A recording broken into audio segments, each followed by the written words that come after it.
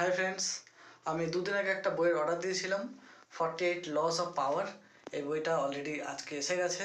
ঠিক আছে, তো আমি এটা আনবক্সিং করব এবং দেখাবো বইটা কেমন, এবং এরপরে এই বইটা পড়ে আমি যেসব বুঝবো, যে বিষয়গুলো এখানে আমি বুঝবো জীবন সম্পর্কে বা আমাদের ফাইন্যান্সিয়াল লাইফ সম্পর্কে, ঠিক আছে, সেগুলো আমি ভিডিওর মাধ্যমে সব আপনাদেরকে বলবো।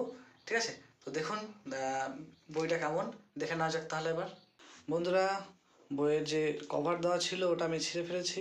আমি যেহেতু একা ভিডিও করছি যার জন্য একটু অসুবিধা হচ্ছে, আমার স্ট্যান্ডটা ভেঙে গেছে, যার জন্য আমি এইভাবেই করছি। তো দেখুন আমি বের করছি, তাহলে বুঝতে পারবেন বইটা কেমন।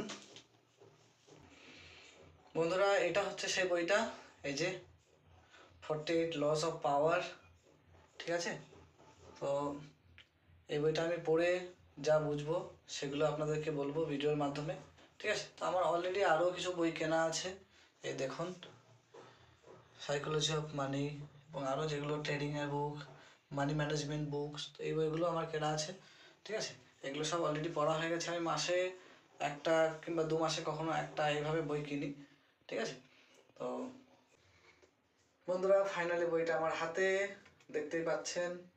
ঠিক আছে, 48 laws of power, very important book, আপনারা কিনতে পারেন। তো আমার বই পড়ার একটা খুব হ্যাবিট আছে।